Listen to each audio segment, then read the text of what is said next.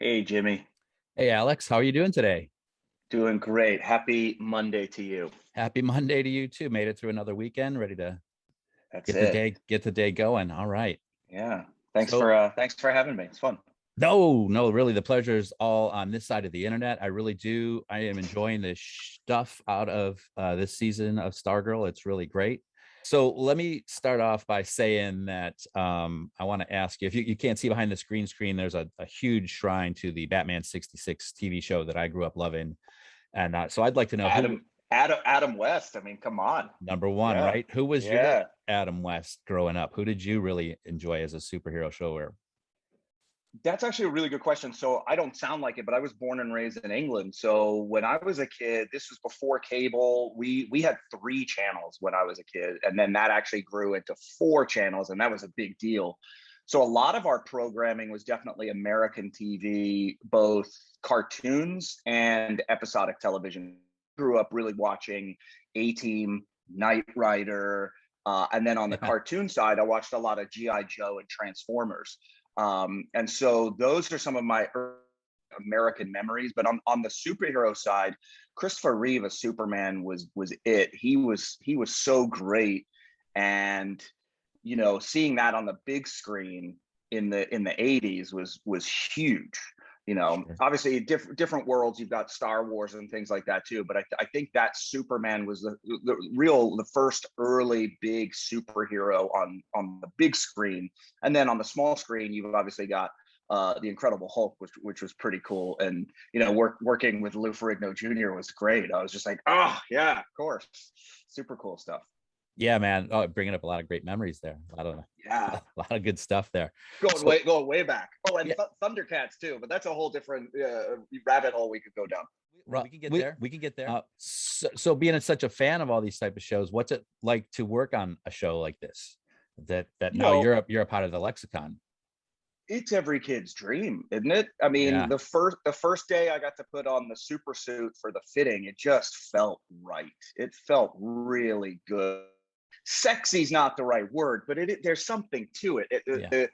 The suit has weight, and then the cape and the cowl and the helmet, the mask, everything just like, okay, this is real now. This feels really good. And I think everybody has that moment. I'm sure Joel, the first time he put on Starman, felt the same thing. And yeah, it's great. It's wonderful, and it's what every kid wants to be as a kid. They imagine which superhero they're going to play. And then as an actor, you certainly want to bring justice to a character like that when you get to be any kind of superhero or villain. Let's be honest. Villains Sure. villains don't necessarily think that they're evil. Eclipso maybe, but I mean, I think Shade hit it on the head. He's like, bad and evil are two different things. Hmm. I think Yeah. that's important. But yeah, it felt great to do it. And for me, it was pretty easy because my first day working was the funeral scene from the ninth episode, right? The flashback. And so it took all the pressure off of me. I didn't have to do much. It was ensemble. And really, everybody was like, oh, Flash. Yeah. Flash is back. And so I think that was by design. It was sort of a whoop red herring. Kind of a head fake. Okay, Yeah. there's McNighter over there, but don't look over there. Look. It's Flash is back. And John Wesley Shipp is a legend. He's been doing it for playing Flash for 31 years now. So which Yeah. is which is unbelievable, right? He's donned that character in however many different universes so many times, which is such a great testament to who he is and a legacy to be able to play that character, put him away for a few years, come back and play him again. I love that. It's a little bit of job security, right? You got to can always fall back on that. Right. So you Absolutely. took over for Henry Thomas, right? He had the Yeah. role originally. So is there Hmm. any pressure of taking over from him? Are you trying to do his Dr. McNighter? You're taking it in your own No, direct? no, I mean, and Henry's a great actor. I've been a fan of his. Obviously, everybody loved E.T.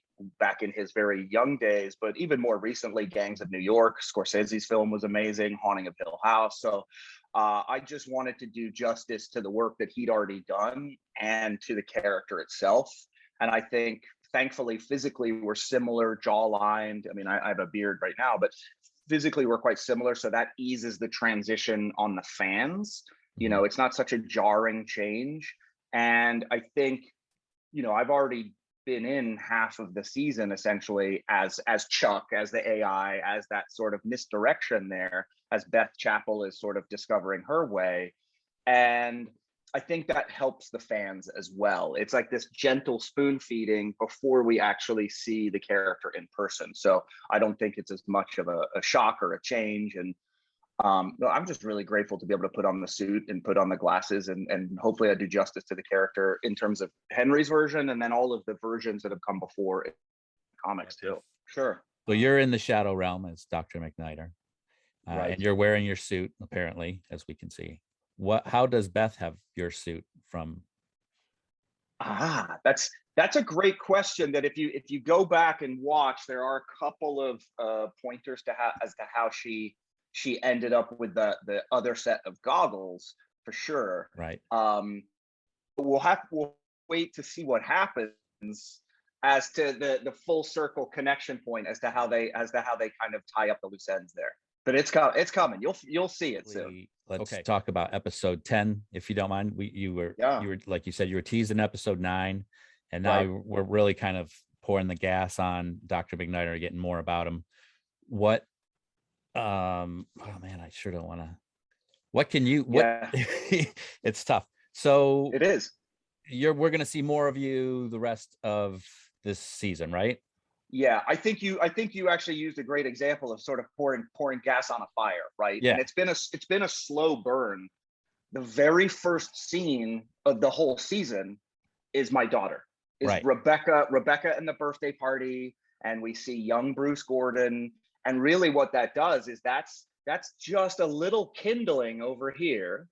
It's a taste of what's to come that we've seen be the slow burn throughout the arc of the season. We're like right here now.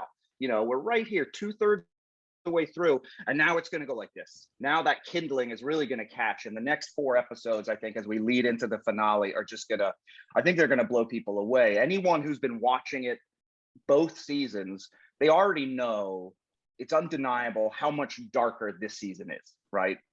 And it's a really interesting visual device that the team is using to scare people. I mean, these are some scary things. Eclipso is legit scary. Shade is legit scary, especially Shade, because you don't know whose side he's on. You don't know who his allies are and are not, for what purposes, right? And so I think we're going to really find that out as we get into 10, 11, 12, really push the end of the season in the season finale in 13, and really see what happens. That was a really good way of not saying anything specific, but it is going to be, that fire is really going to take off. That's the way I've been describing it in my weekly reviews. It's a really slow burn, and then they'll get a little pop, and then we kind of cool down, and it keeps going. You can talk about the season maybe that you're not in. Do you have a favorite episode previous? Like I really dig all the horror references that are kind of seeded throughout all these 1 through 8. Do you got a? Gosh, it's hard because I've been a fan anyway, and I've been watching and tweeting along as the episodes air and texting the cast. Oh, you're so great in this. And I think, two moments really stand out for me. One is, the emotional turmoil that Yolanda is going through. Yeah. That's really heartbreaking. Her confessions really are heartbreaking. And I think she's doing some really great heavy lifting there. And obviously what Angelika is doing as Beth Chapel, and seeing what she's enduring. I mean, teenagers having to go through life is hard enough, right? Puberty is hard enough. And then you have to deal with absent parents, really high functioning, productive parents. And so she's sort of this latchkey kid who's been forgotten, and she's done a really wonderful job, Angelika as Beth, and humanizing that, because I think a lot of people can empathize with that. As a society, we're just busier and busier, and we're so wrapped up into our devices and technology. Interesting juxtaposition here is that she's being forgotten sort of by her family, and technology is what connects her and saves her in a way. So it actually looks at the positive side of technology as well. It's what connects her to me. Right. And then I think just from a sort of fan favorite, I think the scene with Mr. Dysinger, what happens to him in the art room is really cool.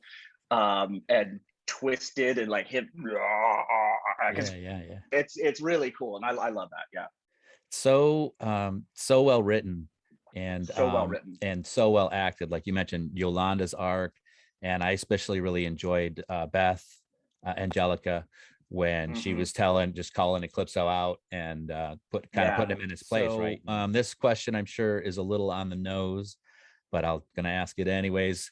Is there a chance that you are not Dr. Mid-Nighter and you're actually Eclipso?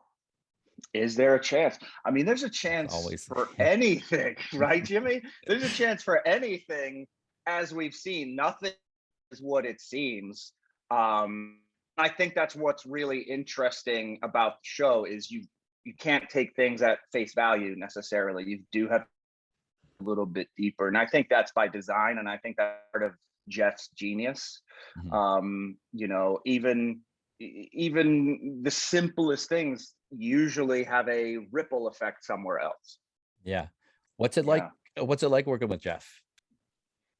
It's wonderful. I've said this before. I think that, you know, working on a TV or a film set can be a stressful affair. It's long hours, it's late nights, it's a lot of physically grueling work. This show, especially, there's so much amazing stunt work.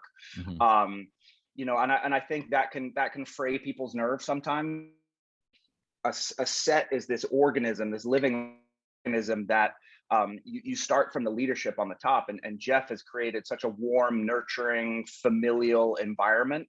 And perhaps that's because this story is so personal to him. You know, right. the role of Courtney is his sister, and so from day one, from moment one, I was welcomed in like I'd been there from the very first scene. And that made my job easier because now I'm not in my head about things like that. You know, I feel like I belong there. I feel like an equal.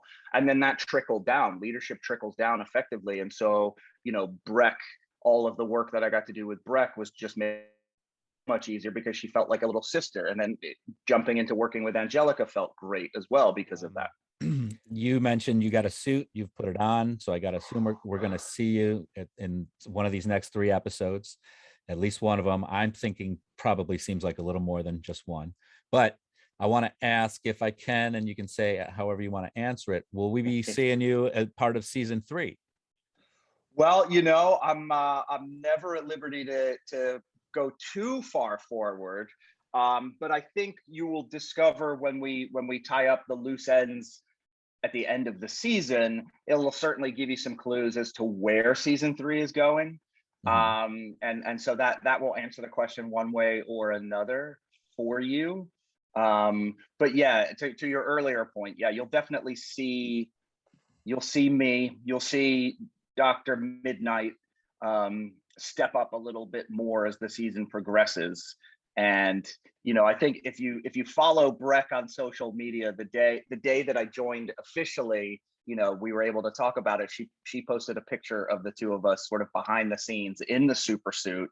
And it's such a great, the attention to detail is amazing. You know, obviously there's the moon, there's the moons in the bodysuit, but the cape is stitched with just tens of thousands of tiny little moons. And so it's just.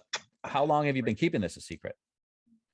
So I joined the cast in February of this year. We were filming.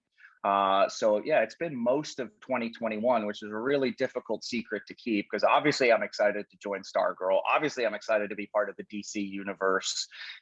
I'm excited to be a superhero. Yeah. And I just love everybody that I have had the opportunity to work with. I mean, it is such a collegial, familial environment that people hang out offset, you know, celebrate birthdays together, or you know, for a football game together, that kind of thing. So and it was really touching when I first appeared on camera.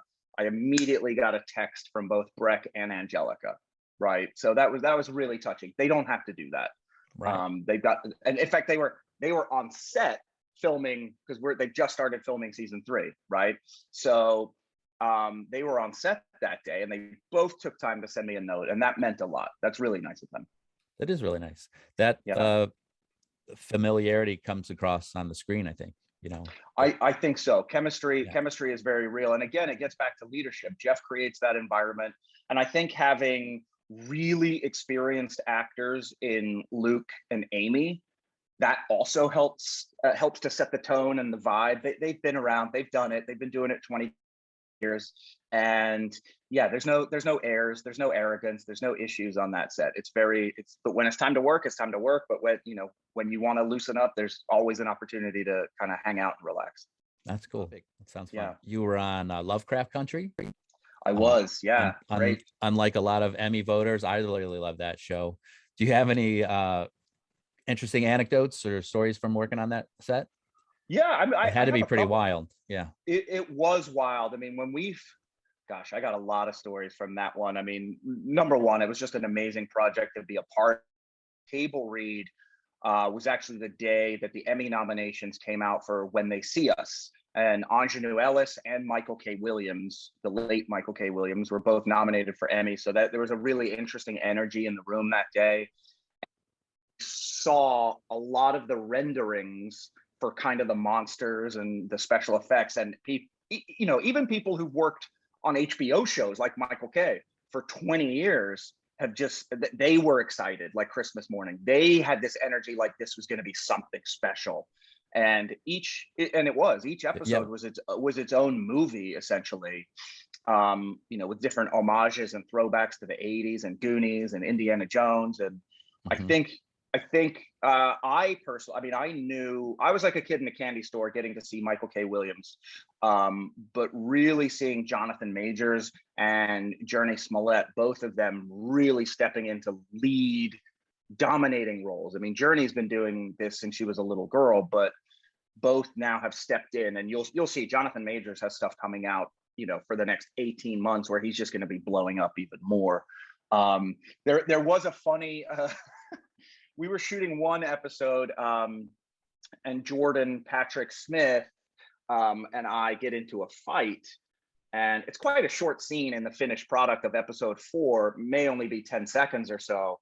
But at one point he actually connected with me in the forehead, and I didn't realize it, but months later, the still photographer sent me a photo, and it looks like I have a horn coming out of my forehead. It was a welt that had popped up, and I didn't even know. So that was pretty funny. The things that kind of happen on stunts. And we were very safe, and the stunt team is great. That just happened to be, he was slightly out of position and I was slightly out of position on one take, and that's all it took. It happens. Like you jam your finger every so often. It was that kind of thing. Yeah, that's a shame we won't see more of that. That's too bad. It is, and I've been really fortunate that that was the second show that I'd worked with Misha Green, the showrunner, on. We worked on Under, another wonderful period piece show, and I was really excited to see what was going to happen for the second season. And she actually sort of put out a lot of that on her Twitter feed. Some of the show Bible and the story notes for season 2, and it was going to be really good. When I was a young lad, I used to have to get up early in the morning to beat my brother to the couch so I could get a good spot to watch the cartoons on Saturday morning, right? Okay. So before that, I'd have to get up to beat my parents into the kitchen so I could pour myself a big bowl of sugary goodness to watch those cartoons. So, right. Alex Collins, what's your favorite bowl of Saturday morning cereal? Gotta be a Cinnamon Toast Crunch. Oh, that's good. Yes, got to be. No milk. Dry. That's dry with a spoon or by the handful. I can do a handful. I don't know if I could do a bowl. Wow, that's a lot of damage. Yeah. That's just like, yeah. It is. Yeah. It is. Yeah, that's been my go-to for a long time. And sometimes that's not even a Saturday morning. Sometimes that's like a Wednesday night TV. Yeah. Right on. Yeah. That's good snacking. What it is. What can you say? What do you want to say? What can you tease about episode 11? I think episode 11 is going to blow some minds. I think it's going to answer a lot of questions that have built up at this point so far. And I think people will be really excited to see where Dr. McNighter, Dr. Mid-Nite is going in 211. Yeah. Right on. I know I am, man. Thanks for taking the time. I really appreciate it. Yeah. Do me a favor. Have a great day, and we'll see you on the other side. Jimmy, thanks so much. Pleasure. You have a great day. Make it a great week. Yeah, I will. You do the same. Thank you. Thanks. Appreciate it.